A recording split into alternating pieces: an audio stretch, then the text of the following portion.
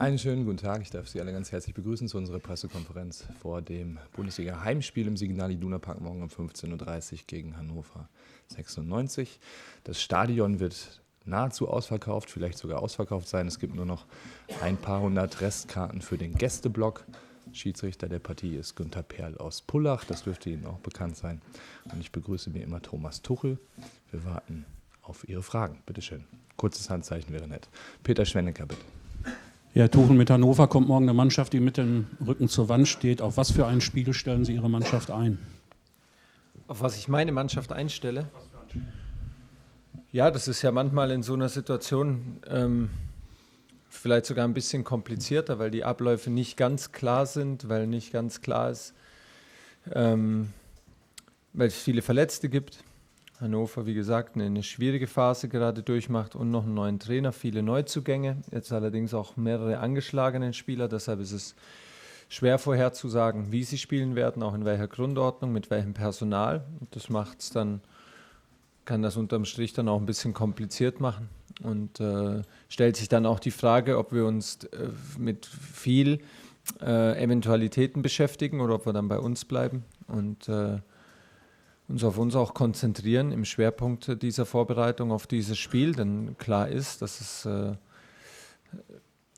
es ungeachtet von der Tabellensituation ein Spiel in der Bundesliga ist und wir konzentriert spielen müssen, sehr, sehr aufmerksam sein wollen und deshalb, wenn Sie fragen, auf was ich meine Mannschaft vorbereite, dann gilt der Fokus eigentlich darauf, dass wir so spielen, wie es unser Anspruch ist, ein Heimspiel zu spielen und uns komplett frei machen von der Tabellensituation.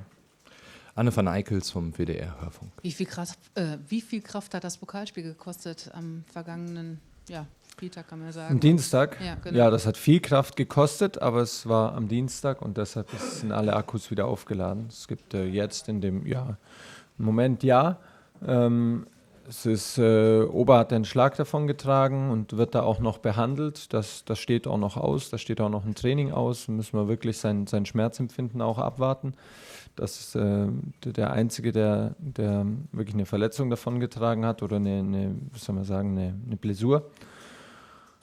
Aber in einem Rhythmus jetzt zu Beginn der Hinrunde zu spielen, Dienstag, Samstag und dann wieder Donnerstag, ist im Moment kein Problem, auch wenn es sehr viel Kraft gekostet hat und die Böden natürlich auch viel Energie ziehen. Ich schaue mal in die Runde. Sebastian Wessling von der WAZ, bitte. Sie haben gegen Stuttgart eine Aufstellung gemacht, die zumindest ich so nicht auf dem Zettel hatte. Und Herr Kramny hat ja auch gesagt, er war ein wenig überrascht. Im Gegensatz zu Beginn der Hinrunde war ja oft die Aufstellung noch eine sehr, sehr ähnliche. Jetzt haben Sie relativ stark den Gegner angepasst. Das war zumindest mein Eindruck. Ist das ein Zeichen dafür, dass man jetzt sozusagen das Grundsystem mit den Spielern hat, dass das sitzt und man jetzt stärker variieren kann, stärker taktisch was machen kann? Ja, klar, auch. Also es ist auf jeden Fall das wissen Sie auch, unser großer Wunsch, einen engen Kader zu haben und dann in jeder Konstellation miteinander spielen zu können. Ich glaube, dass das sehr wichtig ist, dass wir uns unabhängig machen von Formationen und unabhängig machen von, wer muss auf dem Platz stehen, mit wem. So, das gibt es natürlich trotzdem, so Bande und auf dem Spiel, die gut funktionieren und gute Verbindungen, aber diesen Schritt hat die Mannschaft auf jeden Fall gemacht und es war für dieses Spiel die Maßnahme, die wir gewählt haben, um auch die Konter und die Stärken der Stuttgarter, auf die Stuttgarter Stärken zu reagieren und gleichzeitig unsere Stärken aber auch mit einzubringen. So ist ein ständiges Abwägen. Das wird jetzt auch für einen Samstag, für morgen wichtig sein, dass es immer um beides geht. Also was ist auf den Gegner angepasst und was die Balance zu finden. Trotzdem, was bringt unsere Stärken auch noch in diesem Spiel ein? Wo sind die Räume und in welchen Räumen brauchen wir dann welchen Typ von Spieler? Und dann kann es einfach auch mal sein, dass Erik Durm, so wie am Dienstag am linken Flügel spielt, wenn wir dort sehr geradlinig, sehr viel Tempo brauchen. Wenn wir dort einen Dribbler brauchen, der gerne ins Halbfeld kommt, dann wird die Wahl nicht auf Erik fallen. Und das ist ein großes Kompliment an die Mannschaft, dass sie sich zum einen darauf einlässt und Lust darauf hat. Und dass wir auch in der Kaderdichte und Qualität so aufgestellt sind, dass wir das tun können. und taktisch und personell darauf reagieren können. Jetzt ist es schon so, dass natürlich die Herangehensweise an den Samstagspiel zu Hause gegen Hannover schon auch geprägt ist von dem dominanten Ansatz und von dem Wunsch und dem Anspruch, das Spiel auch zu dominieren und natürlich auch mit aller Macht gewinnen zu wollen. Und wir erwarten dort ganz andere Räume. Und deshalb werden wir uns die Freiheit auch rausnehmen, die dann wieder neu zu besetzen. Gibt es weitere Fragen? Anne van Eickels, bitte. Morgen ist Welttag des Radios. Was verbinden Sie mit Radio und Ja? Fußball? Mhm. Radio und Fußball? Ja. Deine Fragen. Jede Woche. Ja. Ihre Fragen, die ja nicht die schlechtesten sind.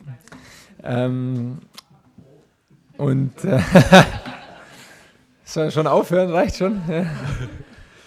Radio, Fußball ist eigentlich, ist wieder, also was verbinde ich damit? Das ist eigentlich wahrscheinlich meine erste Erinnerung auch an Bundesliga und meine gesamte Jugendzeit. Also ich weiß, dass ich im Garten gebolzt habe Samstagnachmittage oder im Freibad war oder auf dem Weg selber zu Jugendspielen und halt um 3:30 immer das Radio angemacht wurde und die zweite Hälfte ja dann immer komplett in der Konferenz gehört wurde und das unglaublich spannend war. Ich erinnere mich, dass ich im Garten gespielt habe und nebendran das Radio voll lief und gleichzeitig gekickt habe. So, das ist gehört unzertrennlich zusammen, diese Konferenz. Wir hören die jetzt noch gerne, wenn es mal die Möglichkeit gibt. Und das ist toll.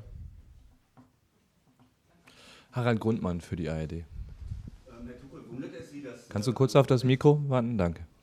Wundert es Sie, dass mit Hannover 96 zu diesem Zeitpunkt der Saison eine Mannschaft nach Dortmund kommt, die am Tabellenende steht, also dass Hannover so weit abgerutscht ist? Ja, also ich finde nicht, dass damit von vornherein zu rechnen war und das vielleicht auch ein Problem darstellt, dass niemand so darauf gefasst war und sich dort das ganze Umfeld und der Verein auch dort dann jetzt in dieser Situation wiederfindet und sich erst auch anpassen muss und damit auch auf der Suche ist nach der besten Mentalität und nach der richtigen Mentalität damit umzugehen.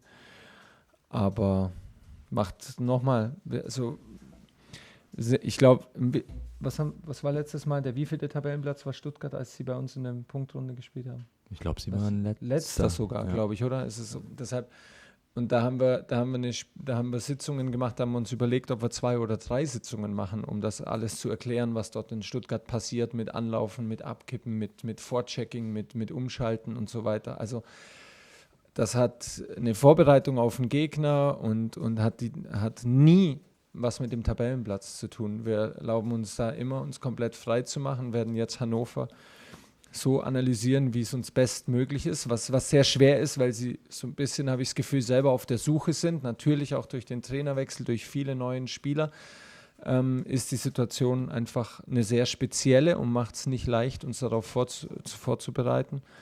Aber mit dem Tabellenplatz hat es nichts zu tun und man erwartet eigentlich vor jeder Saison, wenn man so durch das Tableau schaut und so, ist es sehr schwer vorherzusagen, wer Probleme bekommt und wer nicht gut startet in diesem Wettbewerb und wer nicht gut reinkommt, kann mittlerweile, das habe ich auch schon als Trainer von Mainz gesagt, also so 6 Vereine können nichts damit zu tun haben mit dem Abstieg und dann eigentlich also zwischen Platz 7 und tatsächlich den letzten 3 entscheidet es vielleicht manchmal auch schon das Momentum des Starts oder so eine kurze Schwächephase, ob du da dann drin hängst und wie der Verein damit umgeht und so weiter, spielen ja dann ganz viele Sachen mit rein. So, deshalb ist es sehr eng.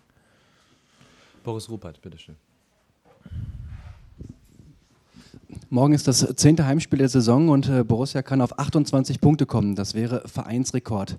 Warum ist die Mannschaft in der Saison zu Hause so stark? Ja, wenn ich es jetzt wüsste, würde ich es natürlich auf keinen Fall verraten. Aber wir spielen mit viel Vertrauen. Wir haben natürlich sehr früh und exemplarisch auch mit dem allerersten Punktspiel zusammen, auch dann mit mir, mit dem 4:0 gegen Gladbach, natürlich die maximale Verstärkung auch dafür bekommen, für diese Heimserie.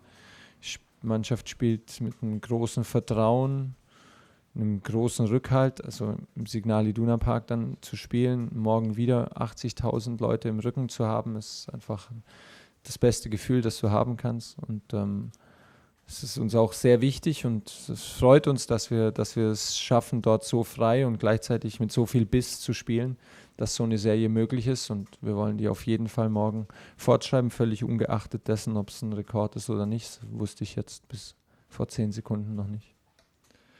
Der Herr hier vorne links, FC Köln-Fan, habe ich gesehen gerade.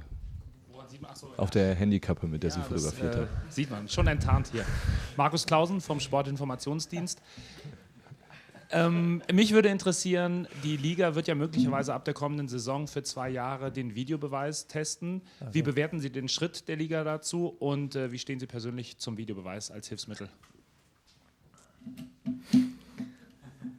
Es ist dann immer schwer, sich immer zu wiederholen und das irgendwie dann immer neu zu sagen, aber ich bin für den Videobeweis, wenn es darum geht, die Tore zu überprüfen. Ich kann mir nicht vorstellen, dass es möglich ist, Foulspiele am Videobeweis oder jedes Abseits am Videobeweis, jede Entscheidung zu überprüfen. Das ist mir nicht ganz klar, wie das gehen soll. Wir werden auch bei Foulspielen oder nehmen Sie das Spiel gegen unser Spiel gegen Ingolstadt, als die Diskussion dann so hochgekocht ist. Ich glaube, dass wir mit dem Video und die 2 Szenen, über die es dann auch maßgeblich ging, die Rettungsaktion von Mats Hummels im 16er und den Rückpass, der dann zum vermeintlichen Eigentor nicht wurde. Da können Sie noch, ich glaube, wenn wir dort 100 Leute vors Video setzen, dann bekommen wir nachher 50-50. 50 sagen, es war Foul, 50 sagen kein Foul und alle haben recht. In diesen Situationen wird es nicht helfen und es wird immer auch auf das Gespür und das gute Auge des Schiedsrichters ankommen. Aber die Situation, die ich auch, obwohl ich davon profitiert habe, unbedingt geklärt haben möchte und ein Verfechter davon bin, ist das Abseitstor, das wir erzielt haben. Denn ich finde, es fallen so wenig Tore, sie sind so entscheidend im Fußball, dass kurz überprüft werden muss, ob bei dem Tor alles mit rechten Dingen zugegangen ist. Aber ich weiß gar nicht, ob das dann so möglich ist und wie das umgesetzt werden kann. Aber wenn das wäre mein großer Wunsch und ich glaube, dass dann auch keine Verzögerung dort mit eintreten würde. Also Tore überprüfen, ganz klar, ja. Wenn es noch eine Frage zu Hannover gibt, gern. Ansonsten würden wir gerne das Mikro weitergeben. Das wäre keine Hannover-Frage. Dann geben Sie einmal bitte weiter an den Kollegen von der Bild-Zeitung, Jörg Weiler. Danke. Herr Duchel, eine der spannendsten Personalien ist İlkay Gündoğan, der sich im Moment in herausragender Form wieder präsentiert.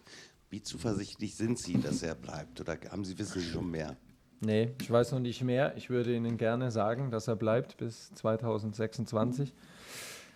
Es ist nicht so, aber ich finde, dass İlkay im Moment, da laufen natürlich Gespräche. Dort hat er auch Michael Zorc, respektive auch Aki Watzke, alles dazu gesagt. Und es gibt auch Gespräche zwischen İlkay und mir. Die Wichtigkeit von İlkay ist unbestritten und offensichtlich in dieser Verfassung und in dieser Form. Dementsprechend schwer sind natürlich auch die Gespräche. Groß wird wahrscheinlich das Interesse sein, weiß ich gar nicht so genau, aber kann man sich natürlich vorstellen. Aber wir kämpfen drum und ich glaube, dass wir nicht chancenlos sind, dass İlkay verlängert. Sebastian Wessling, bitte. Eine Frage zu Matthias Ginter, der jetzt bislang in der Rückrunde immer im Mittelfeld eingesetzt war. War das jetzt einfach von Spiel zu Spiel eine Entscheidung oder sehen Sie ihn jetzt derzeit wieder dort eher als auf den Außenbahnen, wo ja auch zum Beispiel Erik Durm jetzt zurückgekommen ist? Ja, sprechen Sie es natürlich direkt an. Wir haben natürlich zu Pichu, zu Schmelle und zu Chu noch Erik bekommen, der auf beiden Außenbahnen verteidigen kann und der, denke ich, für die Außenbahnen mehr Spezialist ist als Gini. Das bedeutet nicht, dass Matthias Ginter nicht herausragend gespielt hat, dort auch, aber Matze steht uns natürlich da noch auf zentralen Positionen zur Verfügung, auf mehreren Positionen. Erik Pichu sind da auf die Außenbahnen festgelegt und Erik da auf beide Seiten sogar noch sehr flexibel, so deshalb müssen wir mal abwarten. Im Moment bin ich sehr froh, dass Matze so auf dem Feld steht, wie er auf dem Feld steht und bringt alles mit, da auf einer zentralen 6 und Doppel-6 auch sehr, sehr wertvoll für uns zu spielen, was er auch Gott sei Dank bewiesen hat. Und deshalb, ja, es ist so ein Prozess, auch natürlich auch immer wieder für die Spieler und auch für mich, das immer auch wieder neu einzuschätzen und auch den Wert hervorzuheben von dieser Flexibilität und da eigentlich das Positive ganz klar im Vordergrund zu sehen. Zeit für eine Frage haben wir noch, wenn es sie denn noch gibt. Dann probieren wir es nochmal mit dem Kollegen, vielleicht. Super, ich habe noch eine Frage zu einem anderen Reformvorschlag. Und zwar haben sich ja ein paar Clubs jetzt ein paar Gedanken dazu gemacht, wie man Dinge im Fußball künftig reformieren könnte. Unter anderem auch den Pokalwettbewerb, dass Bundesligisten oder Europapokalteilnehmer sogar möglicherweise später erst einsteigen. Wie stehen Sie dazu? Top. Halbfinale, würde ich sagen.